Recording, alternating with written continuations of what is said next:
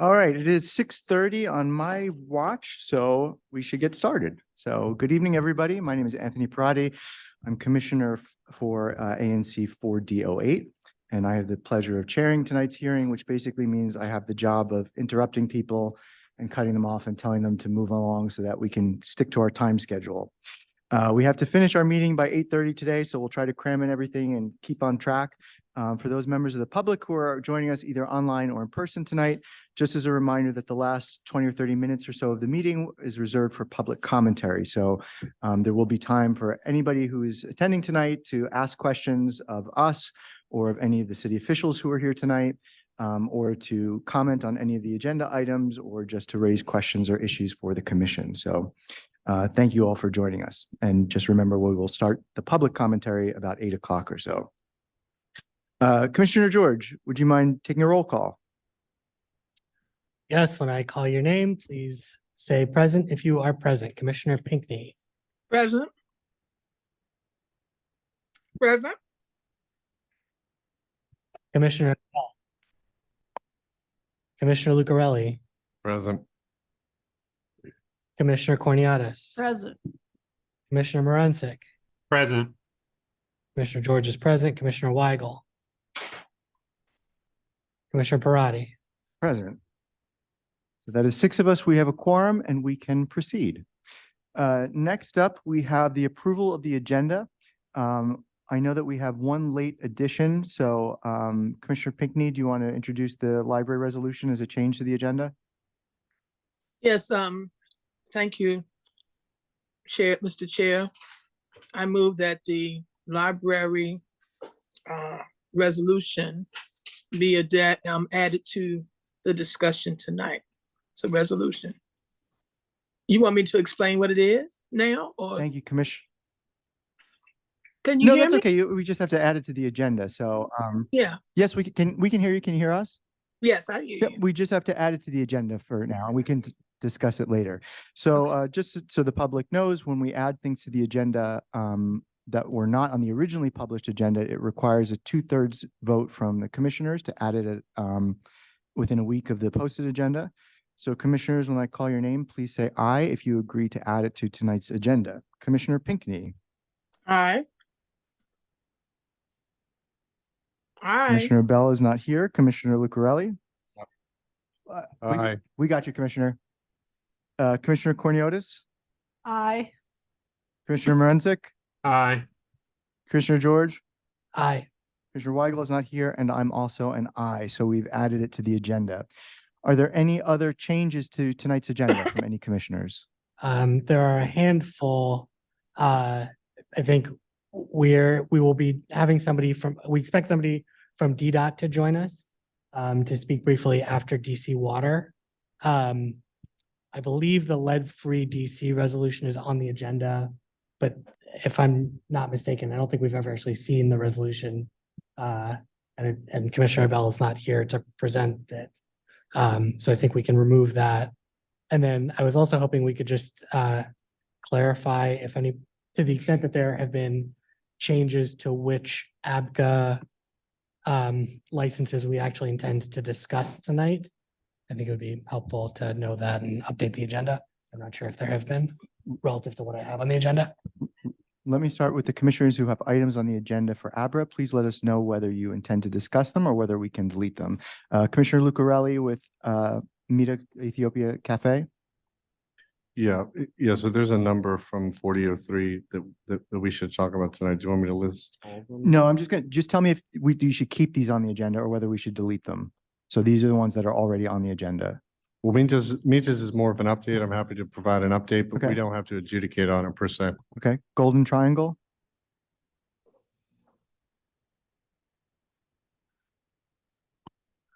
Hamilton Liquors, sorry.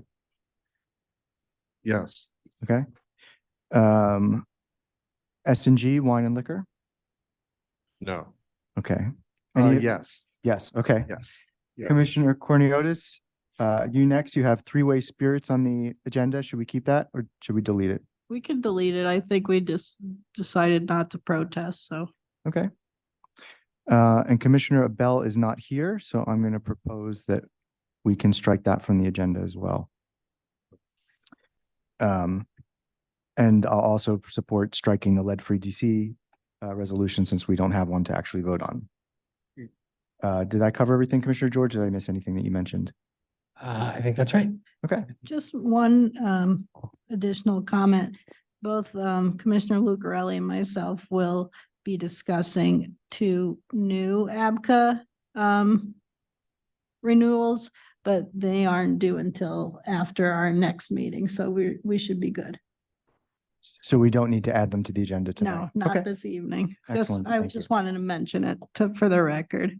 Mr. Chair, do we have 5008 First Street? I'm showing that as a protest deadline of 4/24, so that would be in 4/22, so that would be in a few days. I just want to make sure if we're adding things that that's discussed. That's Fair Liquors. Yeah, I believe we did not plan to protest it. We did not plan to protest that. okay, so no need to add it. All right. Are there any objections from any commissioners with deleting those agenda items? No, Okay, I have a Hearing- question. hearing none, the agenda is, I have a question. I'm sorry. yes, Is, yes, Commissioner. is the, application on the agenda that, I sent to you guys about the zoning? Yes, it has been. Yes, it's on the Okay. agenda, yes, it has ma'am. been, yeah. Yes, I'm downloading the new agenda. Thanks. Hearing no objections, the agenda is adopted by unanimous consent. I also ask for unanimous consent to suspend bylaw E7 so that we can hold votes until the end of the meeting. Are there any objections from commissioners? No. Hearing none, we will suspend the rule for tonight. We also have a consent agenda. The consent agenda has the following items: the approval of the March public meeting minutes, and filing for protest for Roja Liquors, Hamilton Liquors, and S&G Wine and Liquor, and the endorsement of a 311 request for a public trash can near Roja Liquors. Are there any objections from any commissioners to these consent agenda items? No. No. Hearing none, the consent agenda is adopted by unanimous consent. Next up, we have a treasurer's report. Treasurer Cornelius. Good evening, everybody. Exciting news. We have our grant application online and open for public submission. I will be working, if you have any questions in terms of the application, you can just send me an email or contact me. Our account stands at $16,353.15. And as I just mentioned, given that the grant applications are open, we do plan to hopefully distribute some grants in the next quarter or so. Are there any questioners for Treasurer Cornelius?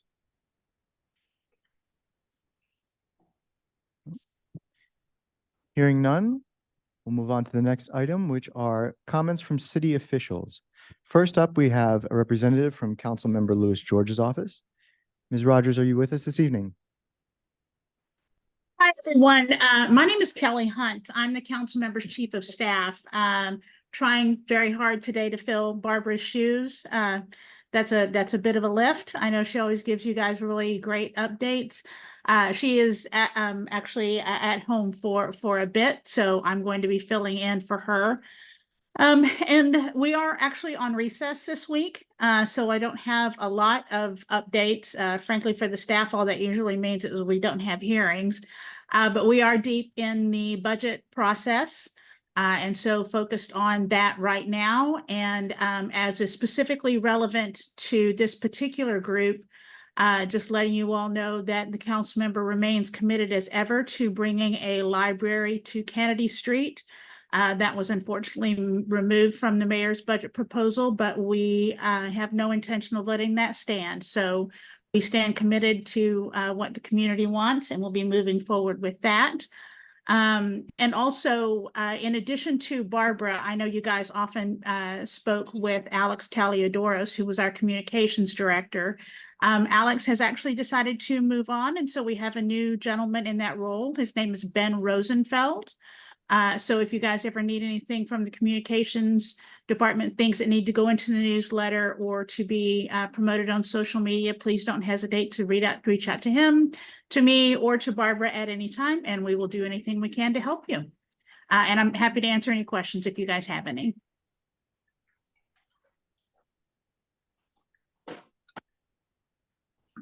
Thank you so much. We'll start with questions from commissioners. Commissioner Cornelius. I just wanted to say that Ben is actually in our audience this evening, so he's already introducing himself and doing his due diligence, and we're excited to work with him. Wonderful.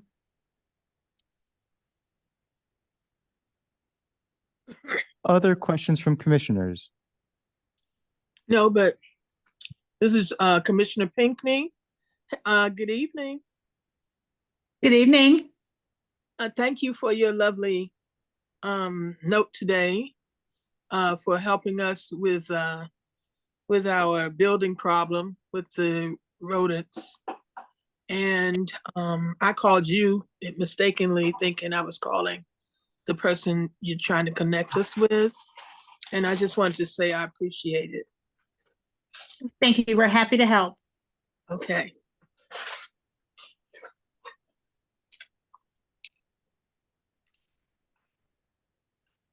Any other questions from commissioners?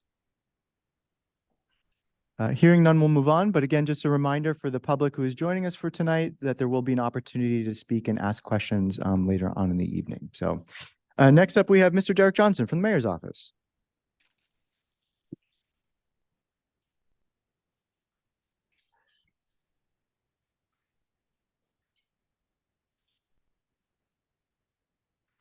Thank you, sir.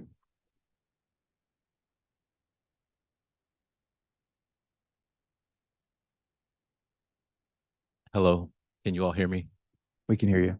Okay, so I wanted to take the opportunity to thank you all for giving me the chance to speak before you tonight. I come with a few updates from the mayor's office, and I wanted to outline a couple of important things. The first of being is that the mayor officially dropped her budget, shared sacrifice strategic investment budget about a week and a half ago. And what I just passed around are some Ward 4 investments in Ward 4 investments that highlighted in the mayor's budget. If you're online, you can find this at information at dc.budget.gov. And that website will give you a one-pager on investments made throughout the district, but specifically you can pinpoint Ward 4's budget investments as well. And so I'll start by just saying that, as we know, this year is a tighter budget than most, given a confluence of factors, including COVID, post-pandemic recovery. We see that, and what we know is that the great buildings and one of the key drivers of the DC economic engine is downtown. And that's why the mayor is so committed to making sure that we have a vibrant downtown. And so with those large buildings you see down there, being that post-pandemic people in the workforce aren't utilizing those buildings as much, that means their valuations have gone down. That also means that those buildings are bringing in less tax dollars, which thusly means the government is receiving less revenues. And so as we think about slower revenue growth, ending federal stimulus funding, and the impacts of the remote work environment, we note that we had to tighten our reins a little bit. And what that does is gives us an opportunity to think about what our core values are. And so in as much as the mayor wants to have a robust budget, sometimes we have to think about what actually is in our core, and that thinks and that's why she put this budget out that looks forward to the preserving programs and services that protect health and safety of our community, to include public safety, but also our downtown and public education. And so that's where we see a lot of our investments for this budget particularly.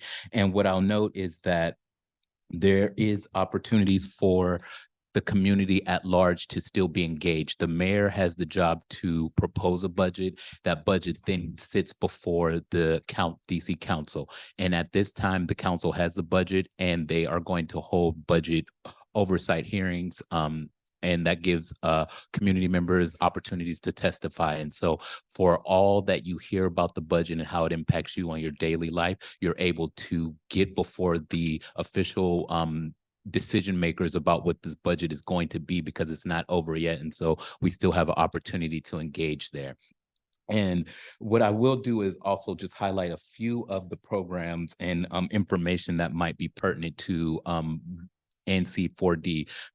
For instance, as of April 4th, assaults with dangerous weapons is down 34%, homicide is down 28%, violent crime is down 21%, property crime is down 12%, total crime altogether is down 14%. And in the mayor's budget, she allocated 13 million to increase MPD's crime fighting capacities. And that includes things like a larger CCTV camera footprint and replacing end-of-life license plate readers, but it also includes things like her Secure DC budget, Secure DC legislation, and funding some of the proposals and amendments in that. Because what we note is that crime is going down, and it's a success because we are being intentional around it and making sure that the monies in this budget are everything that MPD needs, they're getting. And so that's one of the strategic investments that the mayor has made here.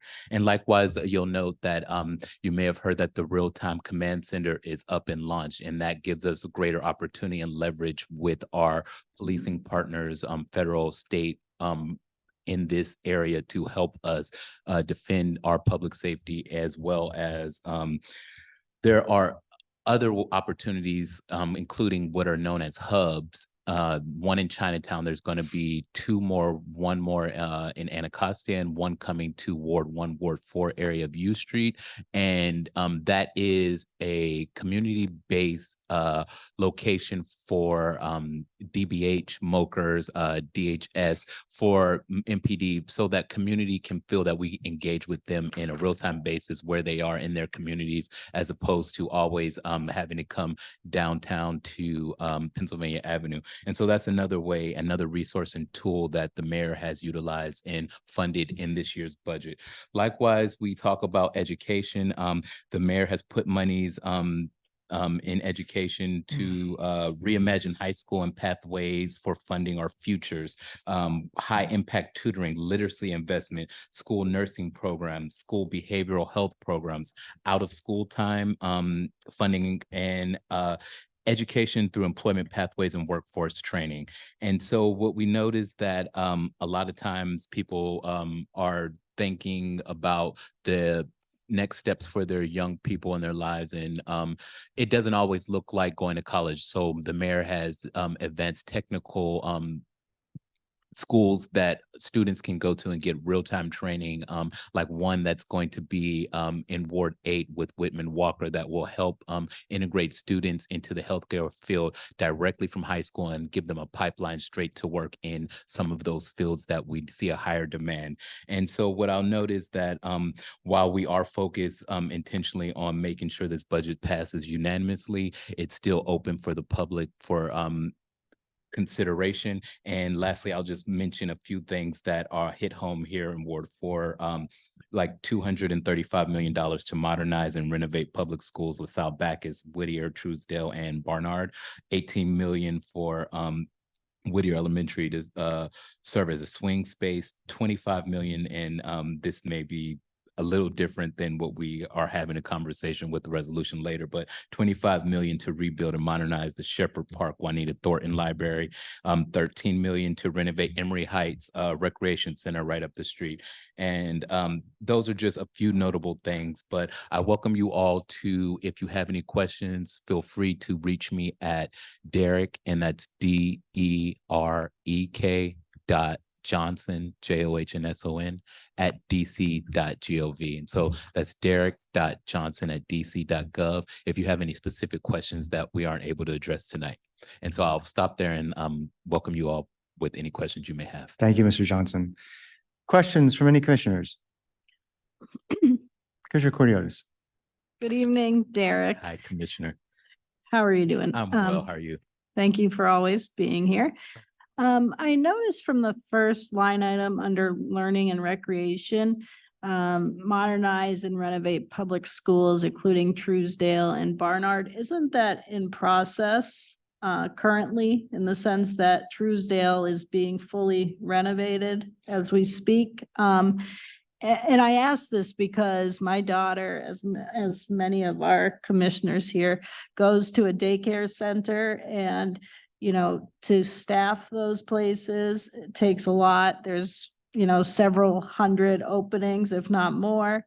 And it seems as though early learning, I understand in the district, pre-K 3 and pre-K 4 are free, but when it comes to daycare centers where people have the choice, I think shouldn't there be some emphasis for maintaining some sort of competition or competitiveness when it comes to salary for those workers as well? Well, I think what you may be talking about is pay equity. Yes. And that is a line item that came out. And so you may remember that this year's budget came out a little late. And so that was particularly because there was a conversation that came up at the last minute as the mayor was actually dropping her budget. And the conversation goes a little something like the CFO wanted to make sure that our reserve funds, because of the unique nature of DC's funding, is that we have to make sure that the budget outlines for out years. I think it's 4 years out. And so based on that, they were trying to make sure that our reserve rainy day fund was fulfilled. And that was at the last minute, meaning that we needed to find an extra $200 million to fund those programs. And so what this also says is that the mayor is committed to pay equity, but what I heard her say explicitly out of her mouth is that we have other industries that don't have this pay equity fund. For instance, home health care aides, they don't have a pay equity fund. Some of our other organized labor doesn't have pay equity funds. And so while she does understand the import of it, it's not feasible given that she wanted to issue to the council a certified budget. And if she were not able to find those additional 200 million, which is not a light number by any means, then we wouldn't have a budget that's certified. And so in interrogating that at the last moment, that is a decision, a very hard decision that we had to make. And then my second question is in regards to the real-time command center.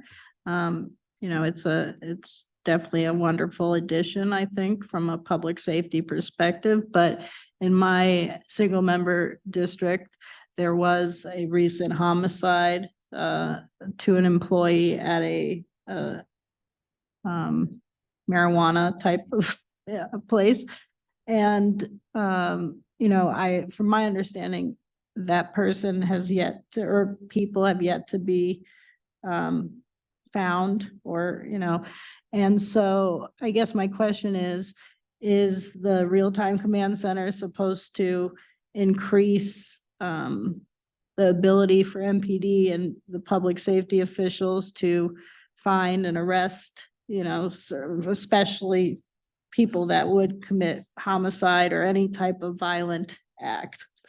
Yes, and I know explicitly well what you're talking about. There are opportunities for us to engage with conversations about what security protocols can look like in some of these facilities, but also the real-time command center does increase the capacity for multiple public safety entities from various jurisdictions to collaborate together in real time, so that it can, like coming from Silver Spring down Georgia Avenue to Ward 4, there may be a carjacking at the gas station and come down here. It gives them an increased capacity to work together in some of those instances, not to say that it increases the speed at with which they would be able to find someone who committed a homicide in the way that it happened at this particular instance. But the goal is to increase efforts together. Yes. Commissioner George. So I wanted to ask about the library, Derek. You know, it's spoiler alert, we'll probably pass like our fourth or fifth resolution about the library tonight. I think it's been very clear, our commission, our community really wants a library on Kennedy Street. We've said it pretty clearly, and we have explained why we think Kennedy Street is a great fit for a library. It's an identified service gap in the DC public library system. You know, it's a community that has been disinvested in, and we think a public amenity there would be a huge contribution to the community. I know the mayor said last week that the director of the public library system doesn't want a library on Kennedy Street, and that she doesn't support a library on Kennedy Street. We've been going at this for a long time now. What I haven't heard from the mayor is like why she doesn't support a library in Kennedy Street. And I would be really interested to hear from you, since this has been going on for 6 months, a year or more. Have you gotten any insight that you can share about why why we are running into a wall on this over and over? What I heard her say was that the DC public library system is best positioned to identify locations for libraries. I think she said she doesn't support a library in Kennedy Street. Well, I'm just saying, I heard her say that part as well. So I'm not combating that she may or may not have said what you said. But what I hear is that she is someone who's committed to education. She's committed to getting a library. She's committed to revitalizing libraries. It may not be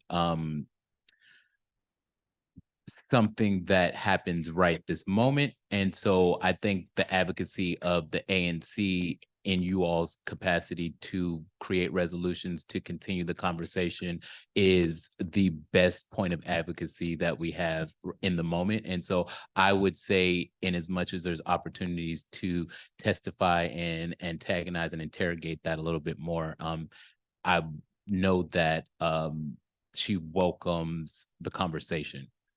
Okay, just to follow up on that, Derek, I think if there is a good reason, I don't think we're closed-minded, right? But we would just love to know what that is so that we're not talking in circles. So that would be really helpful if you could find out what the logic is behind saying no, because our understanding is that the money was earmarked for it specifically. And so it's a bit perplexing to us about what the opposition is. And again, there very well may be a good reason, but we would just love to know what that is. Okay, no, I definitely hear you, and I will definitely raise this for our chief of staff and both my director. Thank you. And if I could just close on that, I would just say, Derek, I mean, it's a little bit like taking the bone away from the dog. I mean, it's at this point, I mean, the money was not you per se, but the money was dangled out there. People got excited, and so we responded proportionally and accordingly.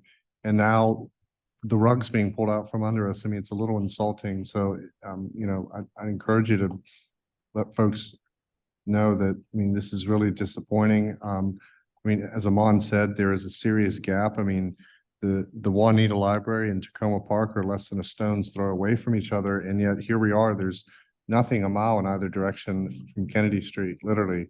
So we will continue to be the street where it's easier to get a beer than a book, so long as we keep kicking this down the road. So thanks for coming, but disappointed. No, I appreciate it. And I Yeah. also just want to add Yeah. quick, sorry, Oh. Joy. I also want to add quickly, Derek, I noticed that the mayor did attend last month's 4C meeting, I believe. Can you work with us to get her on the calendar for one of our meetings? Because Yes, it's so been, I've sent emails and I'll re-up those emails with the scheduling form to make the request. okay, thank you. Hi, Derek. Hi, Commissioner Pinckney. Okay, two things. Sure. The first, the mayor last year stood and she said that every year she would make every commission meeting. I know that was really impossible, but I would like to see her in our meeting before, you know, the end of the year if possible, just, you know, because that's what she said she'd do. So I'm just saying the same as Cece just said. The second thing is in reference to the library. Last week, one of the library task force members was at the meeting and asked the mayor the direct question about the library and the intent of it. And the mayor said verbatim that she nor the director of the libraries ever had an intention, they never had an intention of putting a library here. So that took me aback a little bit. And at this point, we're back around to zero place where we were before. So I'm not sure how to read this when I go back to these kids who are now excited about having a library down the street. What do I tell them? That was rhetorical. No, wasn't. Oh, That's a okay. real question. Well, I would tell them that in every generation, one must fight for what they feel is right. And I would say there's no discontinuation or discontinuity between the need to fight for and advocate for issues that you feel strongly about. Thank you. Thank you, Mr. Johnson. I appreciate your time. Next up, we have a representative from DC Water. A representative from DC Water on the line. And I had received a presentation from you all. Would you like me to pull it up, or would you like me to make one of you all co-hosts to share your screen? It's okay if you want to run it. I can just say next slide. All right, give me one sec.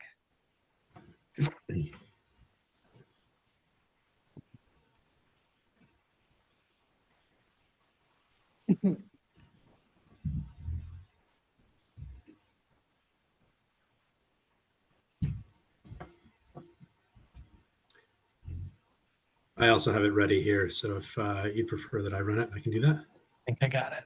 Okay, great. All right. Well, thank you for everyone's time this evening. I'm Seth Chard, Senior Manager for Green Infrastructure with the DC Clean Rivers Project. We're here tonight to talk about Rock Creek Project C.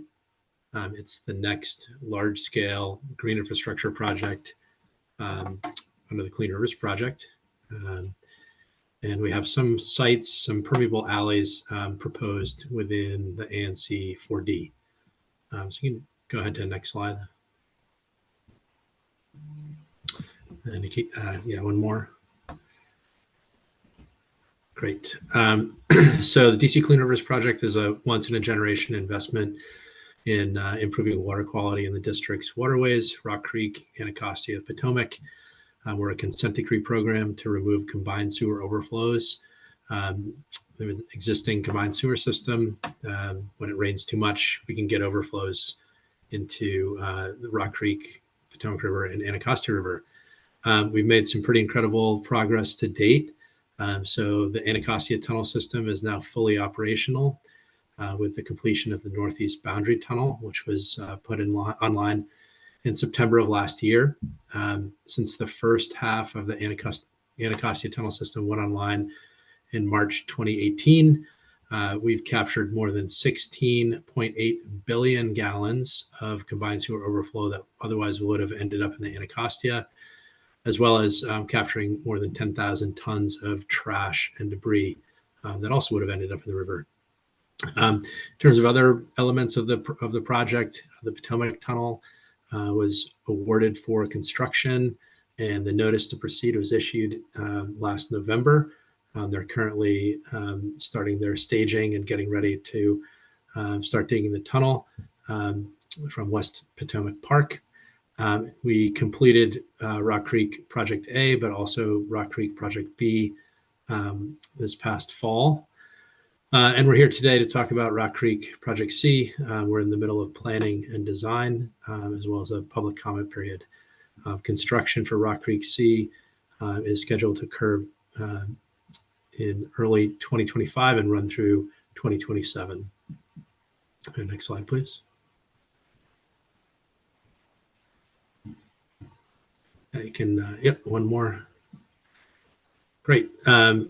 So Rock Creek Project C has 8 sub-project areas over 4 different ANCs, all within Ward 4, all within the Piney Branch sewer shed.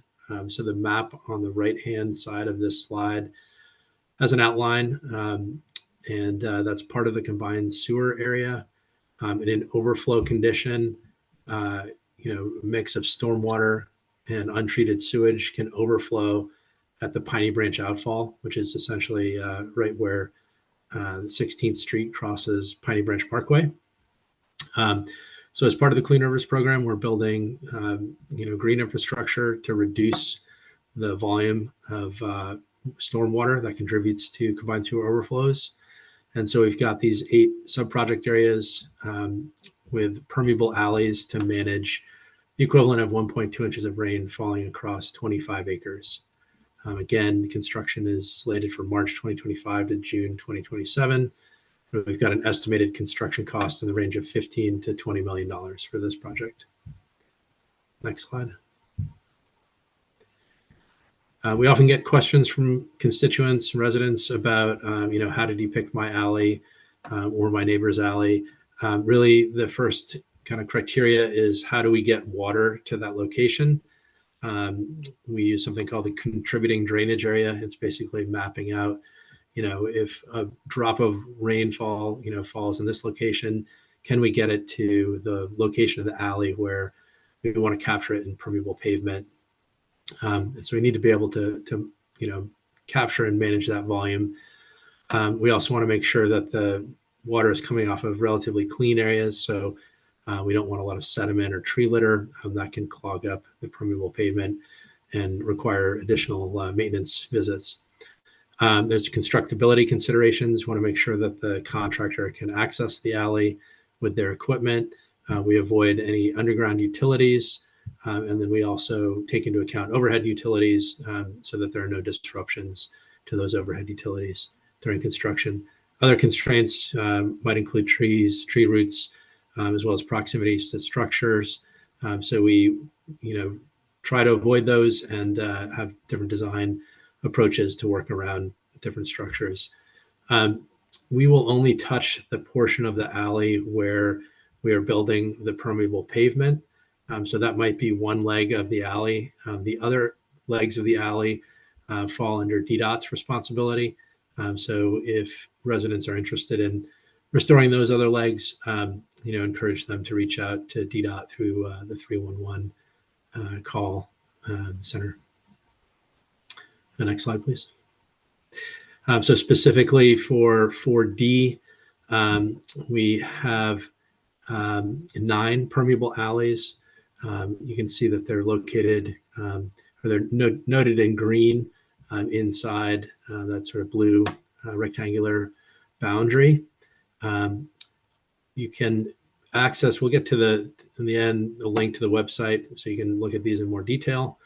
But essentially, these are permeable alleys, again, within Area 4D. Next slide, please. So during construction, again, that's scheduled for March 2025 to June 2027. I think we do a good job of minimizing disruption. It can be disruptive, this construction, but we do have a 24-hour, 7-day-a-week project hotline. So we'll always answer the call at that number.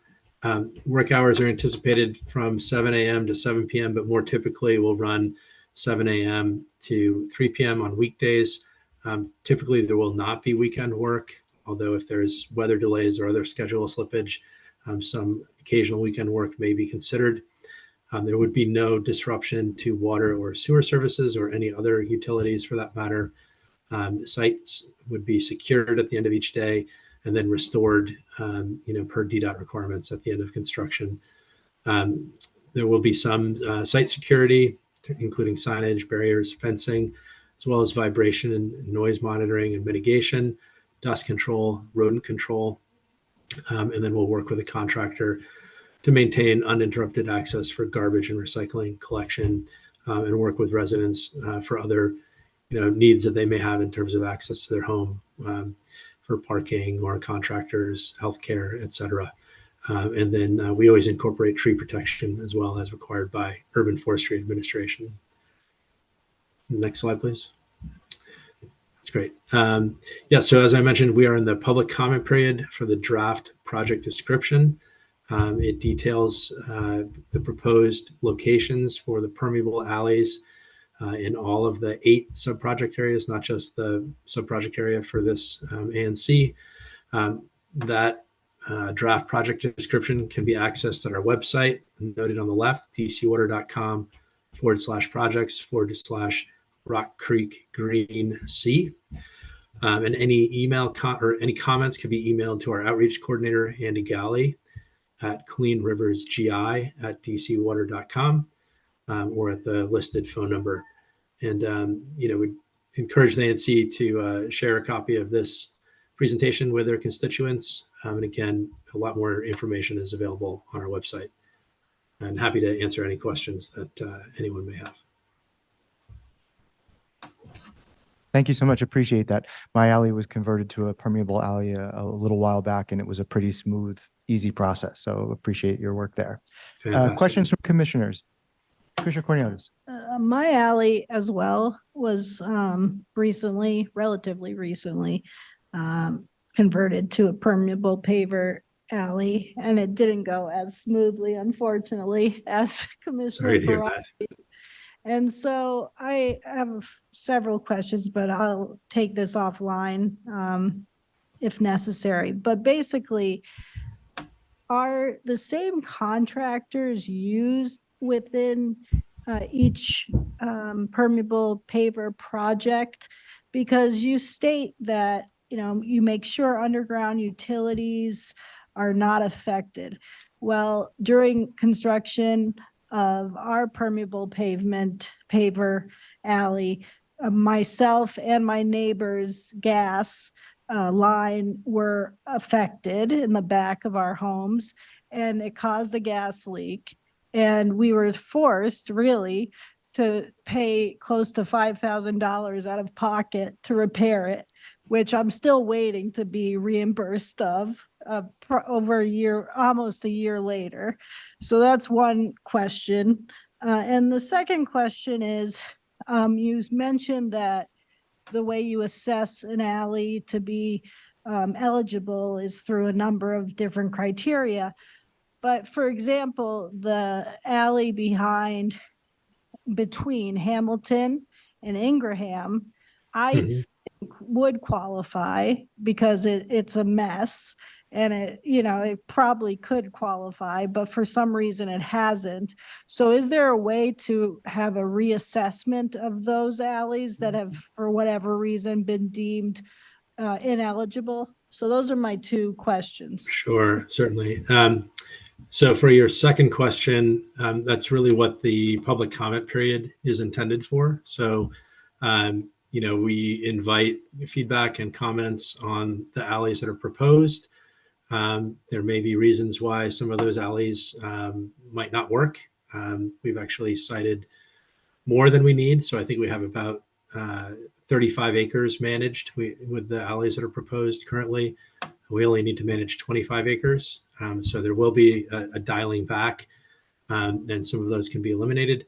If there are locations that are good candidates and we happen to miss them, we'd love to get that feedback as well so that they can be considered. So, if you have a suggested location for us to take a look at or a second look at, we would invite you to, again, reach out through the Clean Rivers GI email, so that we can gather that feedback and have our engineers take a look at this other proposed or suggested location. In regards to your first question, I'd love to hear a bit more information about the specifics of the instance that you're referring to. I am not familiar with a gas leak in an alley associated with our project. Not to say that it didn't happen or that I may have missed it. Would suggest that if you could reach out to us through the email provided, we can look into it in a bit more detail. We do have a robust insurance program that runs with all of our construction projects. So if there was damage that occurred, we'd like to know about it so that we can get our insurance folks looking into it, and to make you whole if that's the route that we need to go. So please reach out with additional information, and I'd be happy to look into it further for you. Thank you. Commissioner Lucarelli. Hey, thanks, Seth. Carson Lucarelli, 4003, also urban planner. So, glad to see that we're using GI to treat and detain stormwater. Hopefully, we're also reducing phosphorus at the same time. I did want to ask a couple questions though, because a lot of our alleys are mixed in use in terms of nature and character. For instance, there may be businesses like I live on the block where Ancho is. It's not necessarily identified here, but there's large beer trucks, food deliveries, things like that. So if you could talk about paving loads when it comes to these materials, and then also just general maintenance. I'm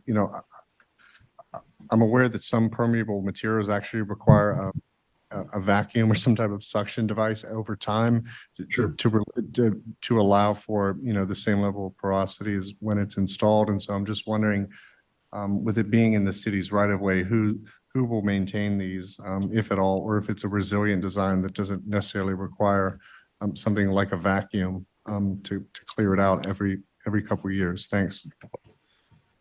Great, thank you for your questions. So DC Water has a permit requirement to maintain any of the green infrastructure that we construct under the Clean Rivers project. So that's part of our NPDES permit. And so, we are committed under the terms of that permit to regularly maintain all of the green infrastructure that is being constructed under the Clean Rivers project. So for permeable pavement, we do utilize a vacuum sweeper. I believe we're at a 6 times a year frequency for the alleys.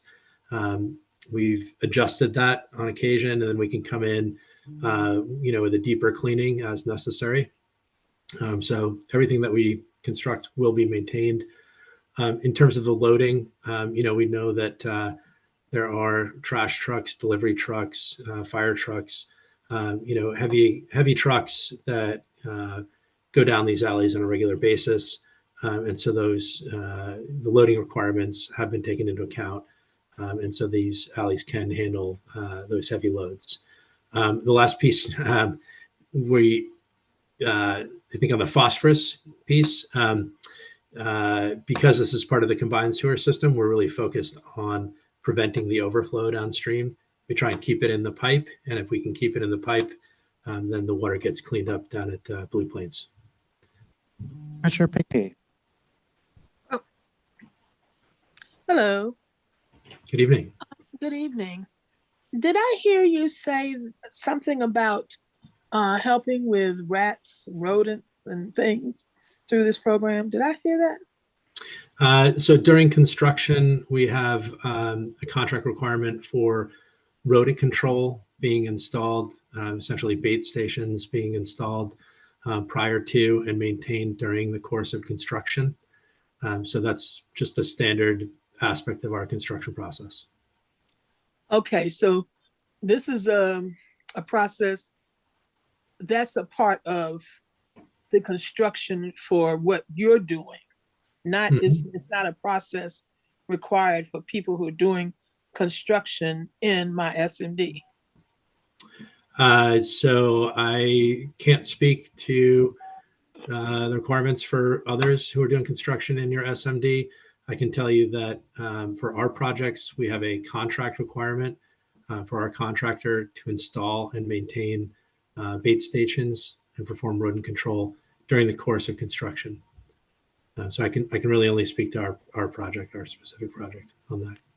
Okay, well, no, I was asking about that because if you all have a program and you do that and it's successful, then do you guys ever sit around a table with the people in the Department of Buildings who also are, professionals at handling the infestation of these rodents in the city? Because I know that for me and our building specifically, but it's a lot of places in 4D that are just seriously having rodent issues. I don't know how many of them have to do with water, but do you all actually do anything with, in reference to control? And when you do that, does that give you the satisfaction of it succeeding while you're in construction?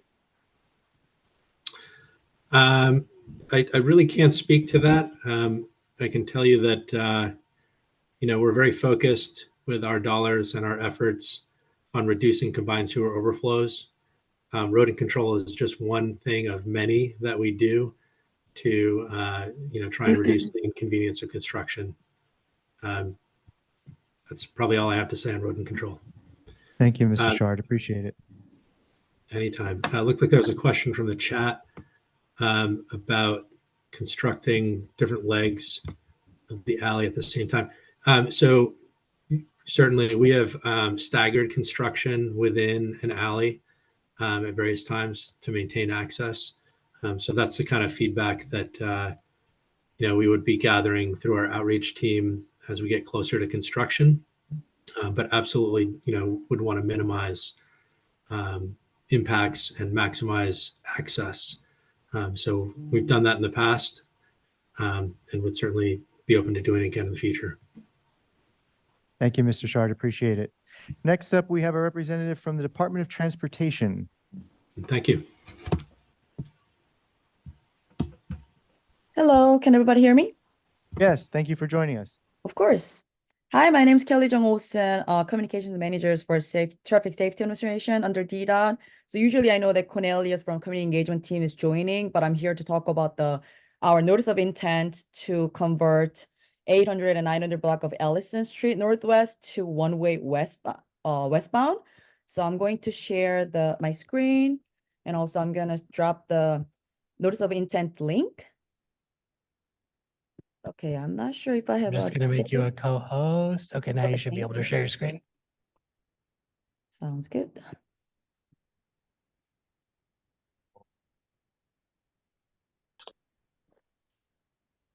Okay, can everybody see my screen?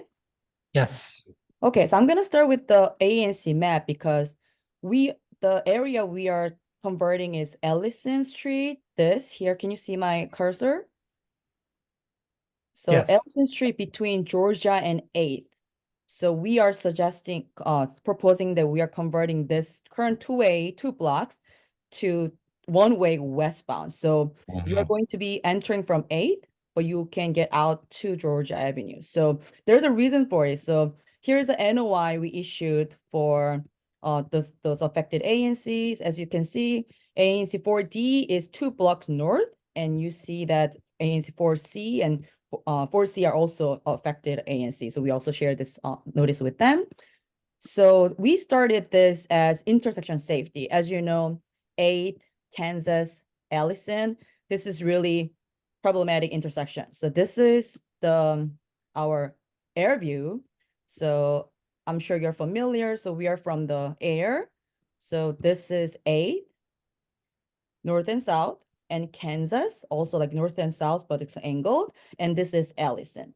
So this is currently all-way stop controlled, but it's like 5-way. So as you know, 4-way is pretty clear, but 5-way, it's complicated. And also there's a visibility issue. So this is as if, let's say this is Allison. So I was trying to show you, let's say I am on Allison, trying to go eastbound, going to the intersection. So I stop here. But I can see cars from here and from here. And yes, I can see cars from here, but I cannot see at all from the car from the 8th Street southbound. So I have to go little by little and I have to be almost in the intersection to see what's going on from the 8th. So this notice of intent is really to simplify this intersection operations from 5 all-way stop to 4-way. But as you know, that this is not the only thing we're suggesting. So this notice of intent is just the first step of what we're going to do for the intersection. So the one-way is not going to solve the entire issue. So as part of this NOI, we're going to convert this Allison to one-way westbound to remove one conflict. So from 5-way to 4-way stop, as well as we are going to improve all this marking. Markings looks pretty good here, but we'll make sure it's refreshed. And we see existing curb extension with the gore marking, but that doesn't really stop people from illegally park. So we are going to add some flex posts to make sure that cars physically cannot park to block visibility. So in addition to that, as a long-term plan, we are also going to actually physically harden this area. So as you know, those are already like blocked area to narrow the road. So you see the markings and flex posts, but of course, as oftentimes those flex posts are destroyed by the vehicles, and it's not physically protect pedestrian and bikers. So we are going to harden this as a long-term plan. So we are in the process of designing it, but construction-wise, likely it's going to happen next year. But we are working on the design to present to the ANC, the community in the future, hopefully later this year, to show our plan to improve even further. But for this NOI itself, we are suggesting basically one thing: one-way conversion and small improvement with the flex posts and markings and signs. I'll stop here and then I'm happy to take any questions. Commissioner George. Thank you so much, Kelly. Really appreciate you sharing that. One question is that corner that you pointed to with the flex post where you're planning on hardening it further, the Yes. only place where you're currently planning to do any work to extend? No, actually every intersection. So Okay. I cannot share all the details because we're still in the process, but as far as I know, we are looking at extending this side even further.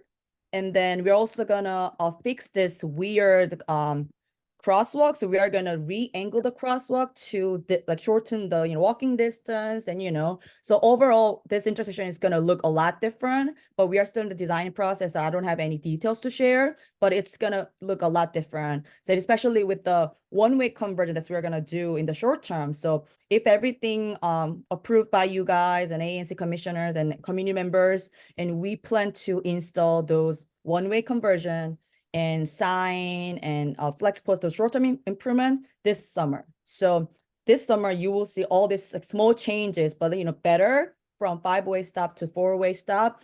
And then later this year, we're going to come back to share our design for the future hardening project. That hardening project construction is going to happen next year. That's great. Thank you so much. Commissioner Lucarelli, did you have a question?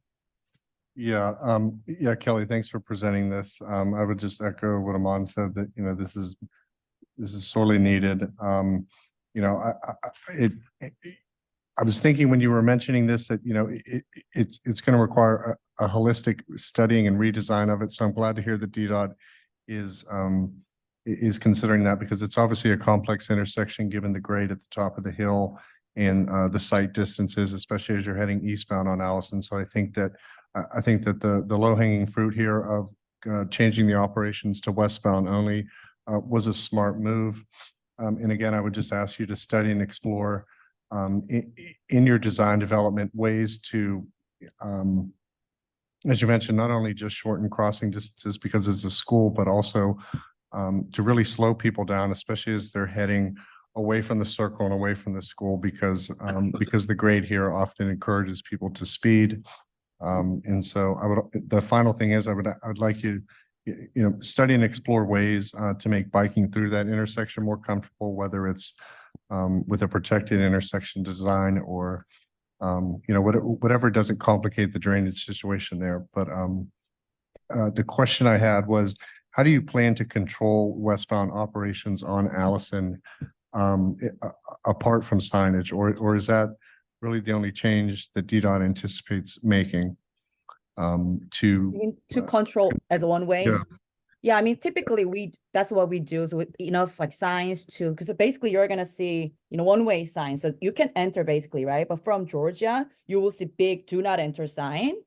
And that's kind of, that's the thing we do. But there's like, we cannot put any like physical barrier per se, but we will have those, enough signs so that it's visual to everybody. Got it. Okay, thanks. Yeah, just as long as it's really apparent to folks. And, I realize this is a controlled intersection, so it gets tricky when we use anything that's flashing, but I just explore what's available in the toolbox to make it very apparent because, people work off muscle memory, and when they're driving through here, they may think to make that move when they shouldn't. And so if there are ways to preemptively warn people or some sort of advanced warning marking, that'd be great. Thanks. Of course. Thank you so much for joining us tonight. We appreciate you being here. I just have Oh, one yes. quick question for you, Kelly. Thanks again for joining.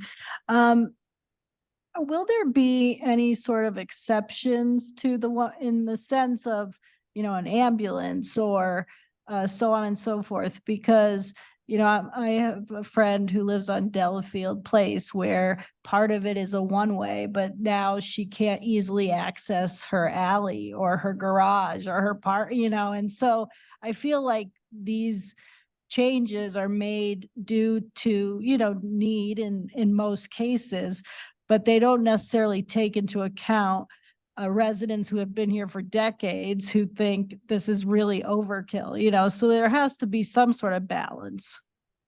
So to answer your question quickly, no, because we cannot just control those exceptions because, let's say if it's a clearly signed as one way, all drivers and pedestrians, whoever use this street will expect as one way. So meaning they're not going to pay attention for the opposite direction. I think maybe MPD and fire EMS vehicle is another story because they use those siren and everything. But in general, that's really enforcement issue and also safety issue. So even though we are not enforcement agency, however, we do not strongly recommend any, opposition, driving opposite direction. A question from Commissioner Pinckney.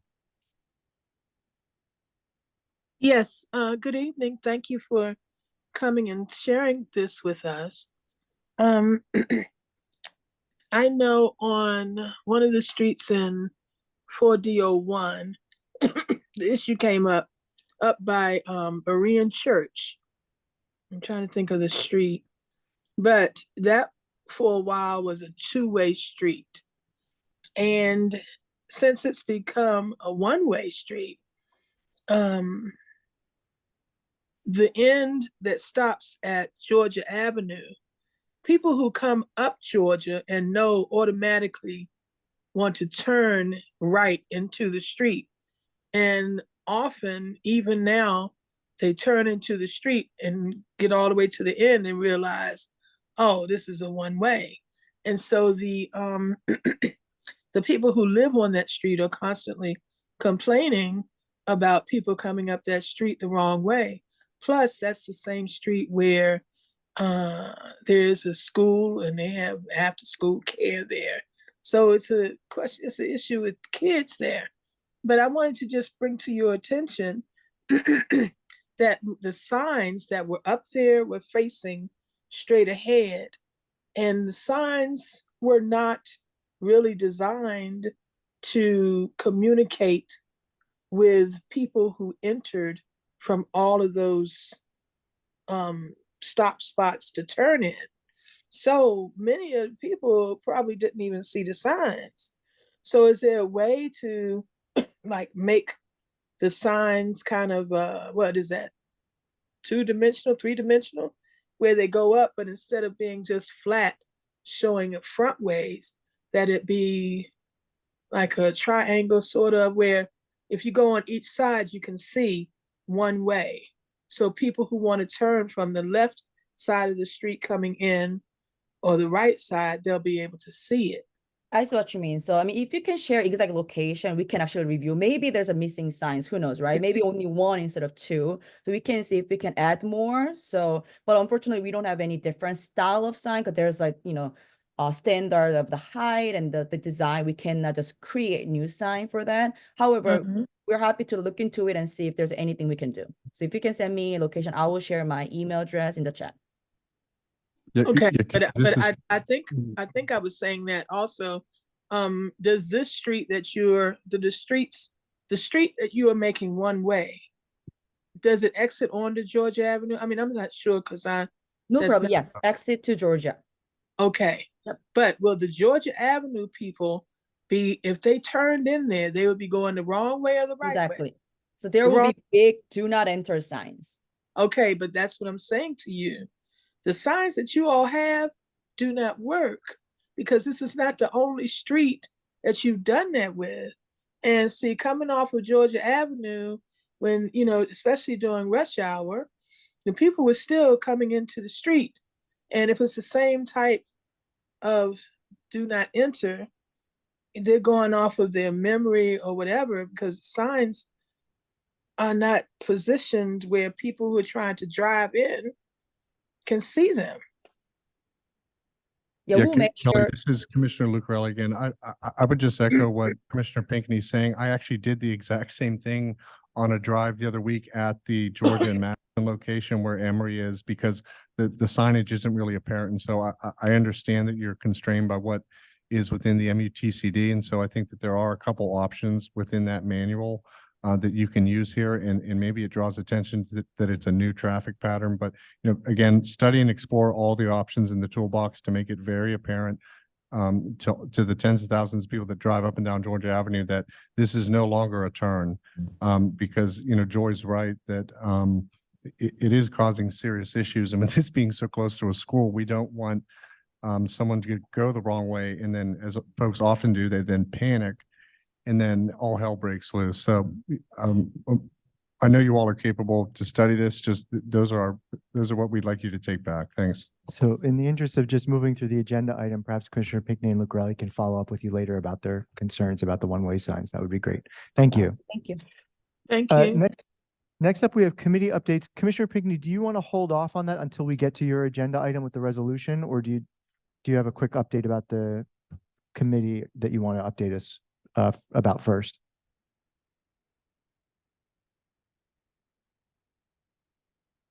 You're muted, Commissioner. Okay, you want me to give the report on the library task force at the same time? Do what? Well, my thought was if you want to do them at the same time as you do your resolution, or do you have something separate that you'd like to say now and then get to the resolution later? Well, no, let me do it where I'm supposed to do it. Then I can. Okay. It's okay. So Sure. it's me. It's really short. Okay.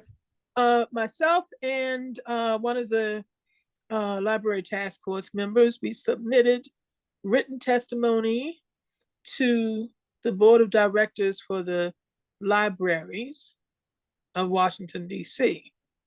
We weren't able to physically be there, but month after next, we will physically be there to address the board because they've never met us. And all they know is the library, the director. And we want to show them that we're a place where the library deserves to be stood. So that's it. Thank you, Commissioner. Next up, we have announcements. Are there any announcements from any commissioners? Hearing none, we will. Yes. Commissioner Pinckney? Yes. About the problem with the rodents in our building. How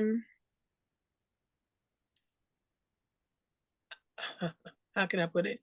The situation is not really getting better, except someone out there gave permission and gave approval for the air quality to examine our air quality so that they can either verify or not verify that it is okay and or making us sick. So that is a very positive movement, but we really need some help. We really need to get it going because I would hate to see our building condemned and it's brand new. And so that's it. This is serious. That's Thank it. you, Commissioner. Other updates from other commissioners? Okay, next we'll move on to old business. We've struck lead-free DC resolution from the agenda. So next up we have Mita Cafe. Commissioner Lucarelli, did you have any updates for us? Yeah, sure. I just wanted to update that Commissioner Abell and I went or attended rather virtually the discussion last week with ABCA to learn a little bit more from the applicant and her agent about what the purpose and intent of the request is for. You know, like a lot of applicants, they sort of request the maximum amount of the maximum amount of hours so that it gives them the most flexibility. You know, living next door to Mita and knowing sort of how she typically operates, and hearing from Abra, which was that, you know, basically we can't further regulate hours within a settlement agreement. The two have to match, which was you know, a little bit of a learning experience for me. We decided to drop the protest here, given the history of the restaurant and where it's located. So you know, we won't move forward with the settlement here. Obviously, if there are issues, we have the Abra process to you know, the inspector process that we can send them forward. But you know, given the character of the restaurant and just sort of how she intends to operate, which is probably no past 10 o'clock, it didn't seem wise or prudent to enter into something like that at this time. So, and Commissioner Bell had no issues. So, Questions from news- any commissioners? Yeah, I Commissioner mean, George? it's news to me that we can't enter a settlement agreement that has more clarity on their hours. That's something less than what they applied for. well, it would just be that, like, it's either one or the other. Your microphone's off. We were trying to create a scenario whereby, you know, the placard and what they're requesting would be one thing, but that, for instance, if they wanted to stay open later, you know, beyond, if they wanted to take advantage of the full scope of the hours, that they would do something like email us and ABCA advised that, like, you know, that it's not enforceable and they can't do that. So I didn't see an issue with entering into one here at this location, because it's really just the ability to sell wine and beer up to 10 o'clock. I mean, I don't foresee this becoming a place like a nightclub or something like that, or even that it has the infrastructure for that at the moment. So Commissioner, just to clarify, are we withdrawing our protest? Yeah. Okay. And do Yes. we need to vote on that? No. Since, okay.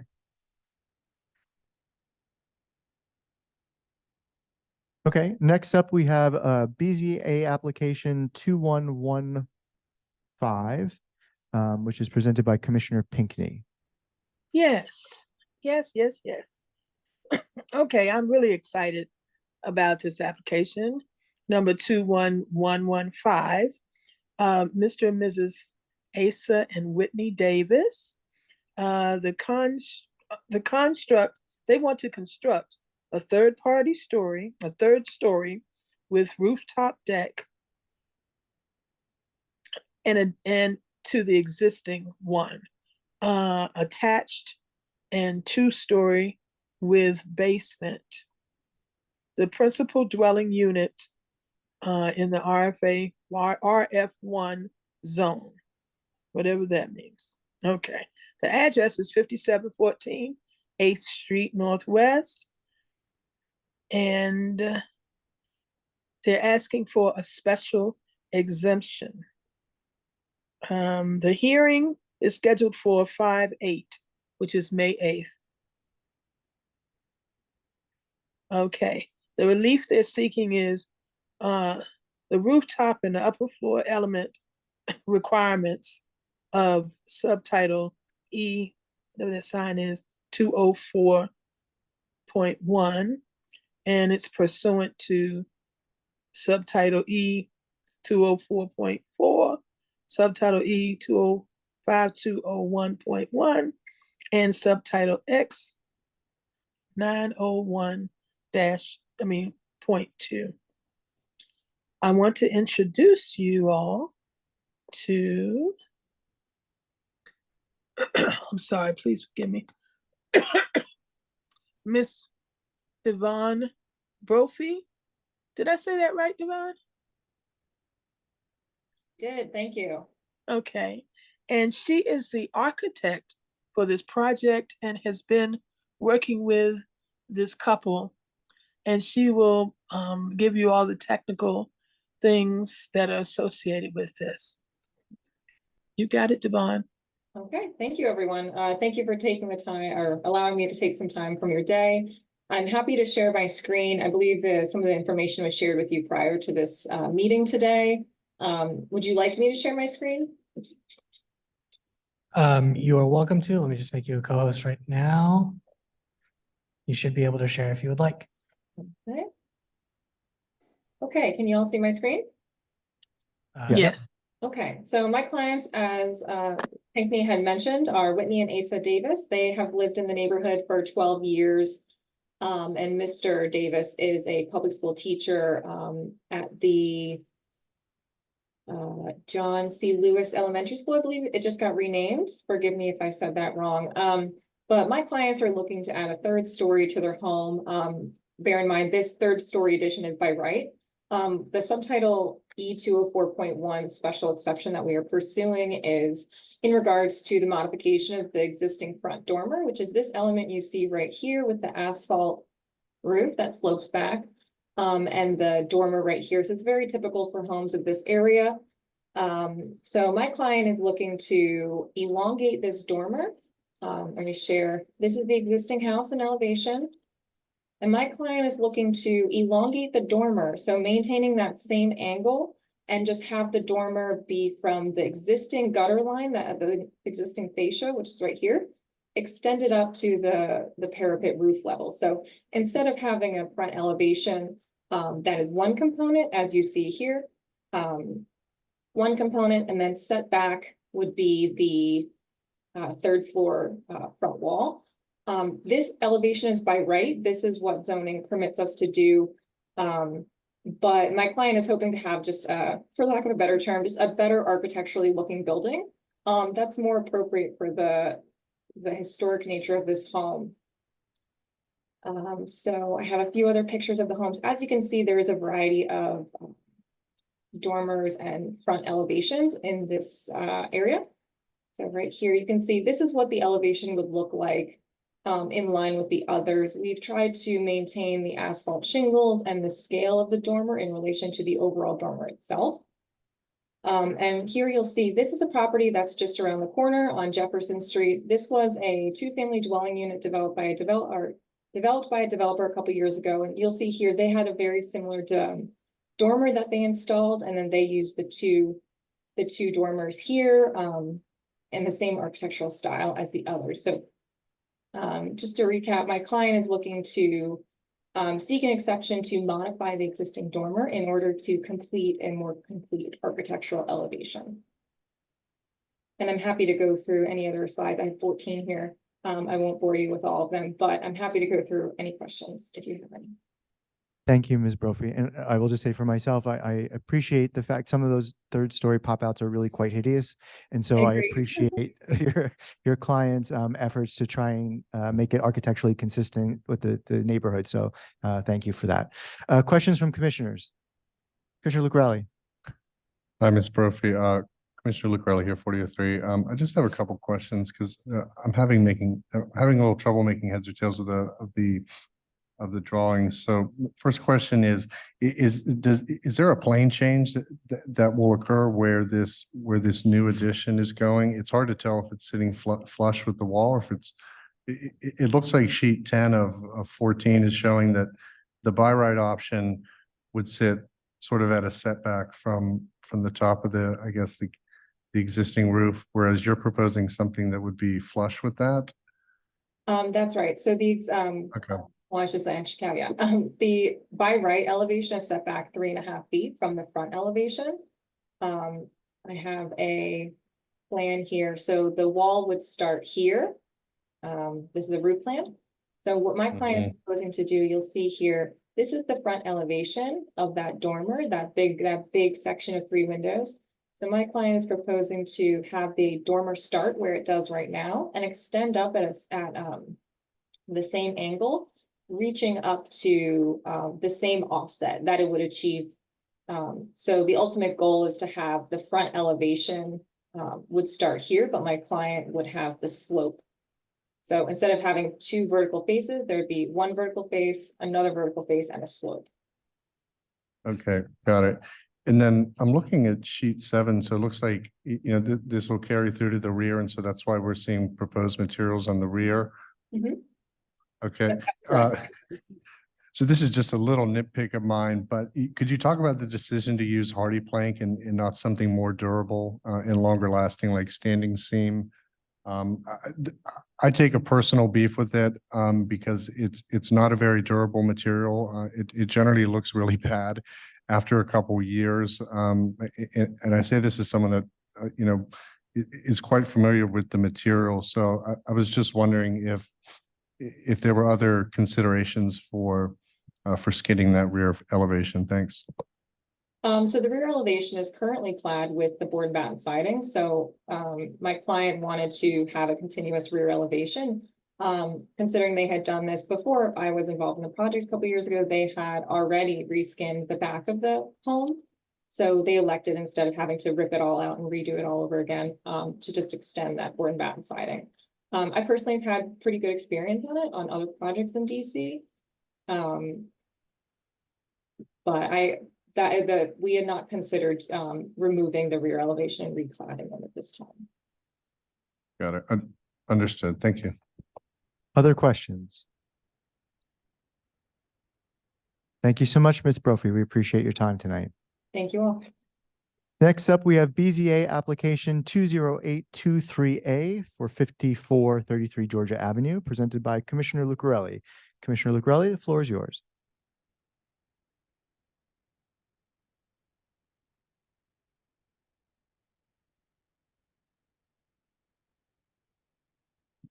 We can? Sure. Okay. If I remember right from my Robert's rules, to take something off the agenda, I think it requires, What if we defer it? yeah, I think we could do that. Let's just postpone it till May. No objections from anyone? Okay. No. Thank you. Next up, Commissioner Lucarelli, we've got Hamilton Liquors. Anything that you'd like to discuss? Hamilton, yeah, let's, what's the address there, just so I can pop it in real quick? It's 5205 Georgia Avenue.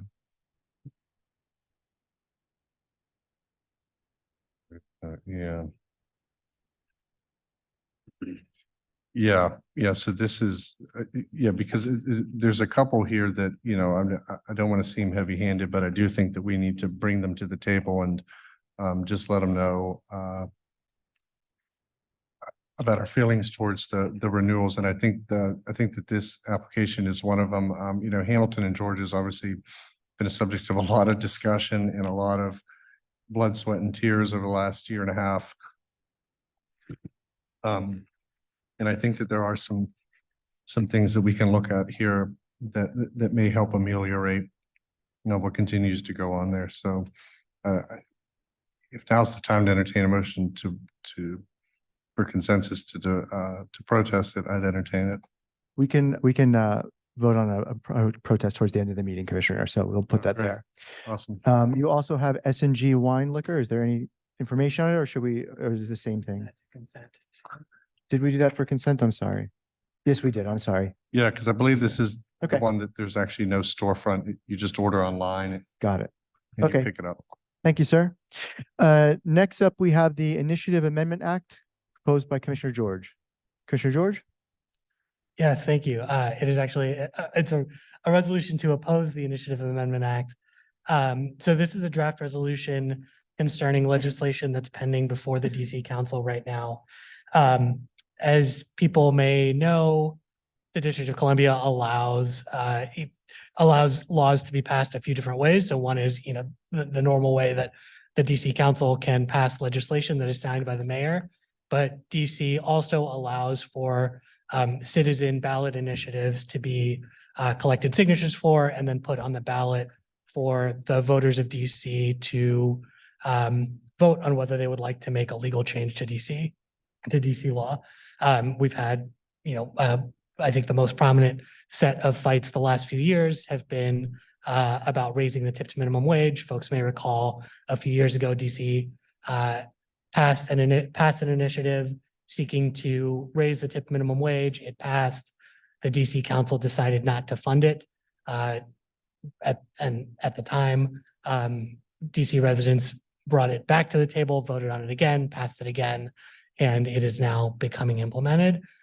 There's a proposal pending at the DC Council right now that would sharply limit the ability of DC residents to propose ballot initiatives by essentially making it by disallowing any proposals for ballot initiatives that have any fiscal cost of any sort.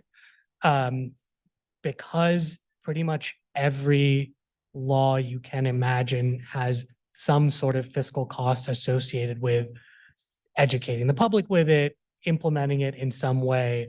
The expected effect of this change would be to essentially end the ability of DC residents to propose ballot initiatives going forward. So what this resolution does is urge the DC Council to oppose the proposed Initiative Amendment Act and instead continue to protect and defend the right of initiative as a fundamental right that District of Columbia residents have. We don't have a lot of voting rights as it is, and I think the DC Council should not be considering ways to take away what little we do have. Thank you, Commissioner George. Discussion, questions, comments from any commissioners?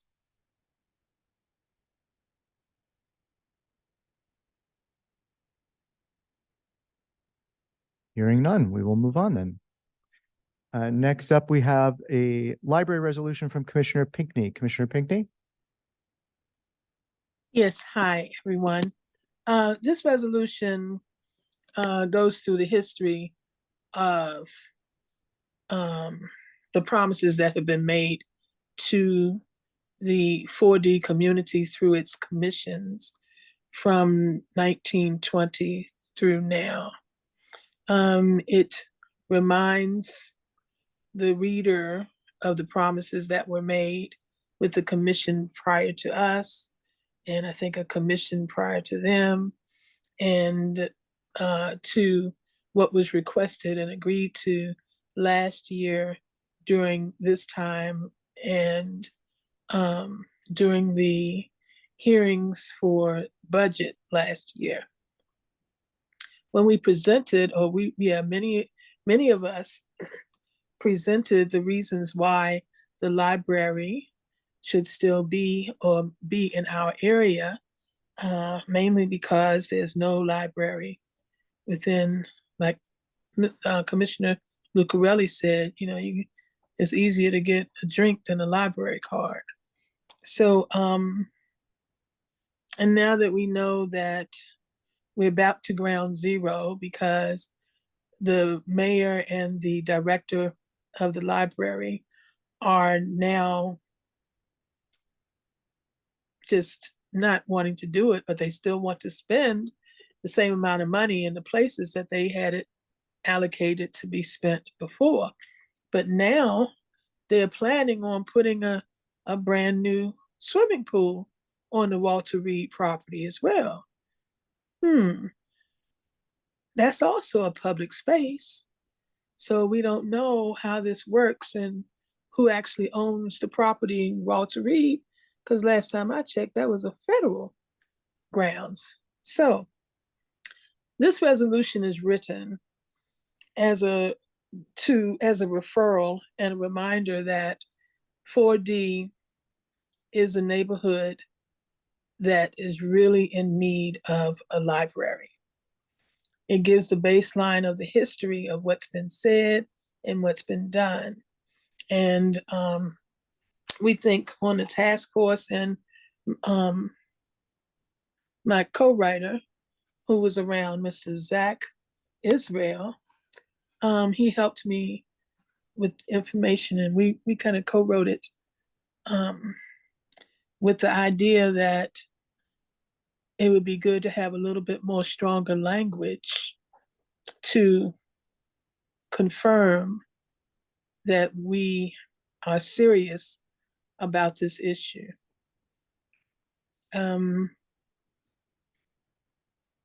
So unless there are any questions, I think it pretty much was, This discussion, comments, questions from any commissioners?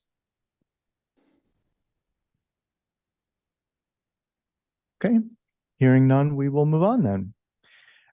Next up, we have community comments. So the floor is open to any members of the community who have questions or comments about any items on the agenda or anything else that they would like to speak. If you are speaking on the microphone in the room, we just ask that you please introduce yourself. And regardless of whether you are online or in person, we ask you to please try to limit your comments to about 2 minutes long so that we can make sure we fit everyone in. So the floor is open. Questions or comments from anyone?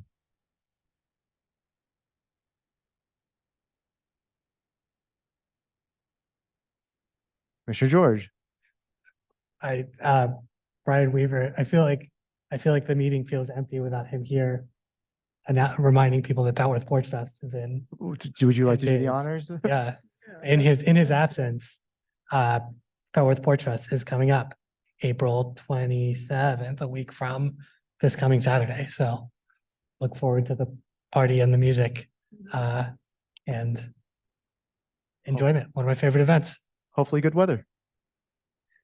Other questions or comments from anyone in the community? Okay. Hearing none, we will move on for votes. First up, we have a resolution for the Initiative and Amendment Act proposed by Commissioner George.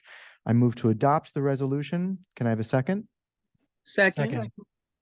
Commissioners, when I call your name, please say aye if you approve the resolution. Sorry, Commissioner Lucarelli, we are voting on the Initiative Amendment Act proposed by Commissioner George. Commissioner Pinckney. Aye. Commissioner Bell is not here. Commissioner Lucarelli. Aye. Commissioner Corniotis. Aye. Commissioner Morenzik. Aye. Commissioner George. Aye. Commissioner Weigel is not here, and I am also an aye. Resolution, or the motion to approve the resolution, passes. Next up, we have BZA 21115 for 5714 8th Street as proposed by Commissioner Pinckney. I move to approve of the exception. Can I have a second? Second. Oh, sorry. Commissioners, when I call your name, please say aye if you approve. Commissioner Pinckney. Aye. Commissioner Bell is not here. Commissioner Lucarelli. Aye. Commissioner Corniotis. Nay. Commissioner Morenzik. Aye. Commissioner George. Aye. Commissioner Weigel is not here, and I am also an aye. The motion to approve carries, so the exception is approved. Next up, we have a library resolution as proposed by Commissioner Pinckney. I move to adopt the resolution. Can I have a second? Second. Commissioners, when I call your name, please say aye if you approve. Commissioner Pinckney. Aye. Commissioner Bell is not here. Commissioner Lucarelli. So move. Commissioner Corniotis. Aye. Commissioner Morenzik. Aye. Commissioner George. Aye. Commissioner Weigel is not here, and I am also an aye. So the motion to approve the resolution carries. And finally, we have a motion to protest Hamilton Liquors. Oh, I think that was on a consent agenda too. Yeah. Oh, was it? Oh, I'm Yeah, sorry. we Okay. moved as. Already done. Mhm. Don't With need to 3 worry about it. protests on the on that. consent agenda. I think that's it, right? No other business before the commission, Commissioner, right? All right. No other business before the commission? Yes, Commissioner Lucarelli. Yeah, sorry, Mr. Chair. I believe the owner of Roja here is here, Mr. Casa, and he wanted to address before we wrap up tonight. Oh, sure, please. Thank you. I'm on Roja Liquor the past 20 years. There was a lot of problem. There is some progress.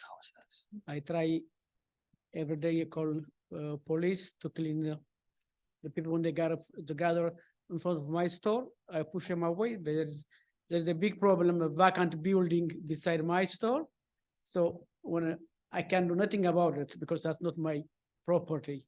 And now I see a lot of trash. If it is beyond the fence, I will clean it. But the fence is too big. I don't have access to go to clean the trash beside me. But I explained, one of the commissioner came to my store. I can put the camera in front of my building. If it is run by CCTV DC police, that may really help. And I put trash can in front of my store, but the people always, they don't do trash on the trash can. They just throw it like this. So I think to address that problem, my advice and my experience in that area, the camera, if it's monitored by DC police, I can put the camera, I have internet access. That help to clear that area. Because those people, they stand there with no summer's coming, will start shooting. Because the camera, if it's monitored by CCTV, DC police, they may be disperse the crowd. I have the camera, I have the internet, I have the technicians. Thank you, sir. I know that Commissioner Bell had been speaking with you, and I think when he spoke to us, he was hopeful that we were able to come to some kind of resolution and a settlement agreement about the ABRA application. So I'm sure he'll be in touch with you. Thank you for coming tonight. We appreciate your comments. Any questions for any commissioners or comments? No? Okay, thank you, sir. Having no other business before the commission, we are hereby adjourned. Thank you all for coming. Enjoy the lovely evening. See you all next month. Yeah, thank you. Bye. Thanks, everybody. Nice to see you. Good seeing you Thanks, too, Commissioner everybody. Pinckney. Thanks.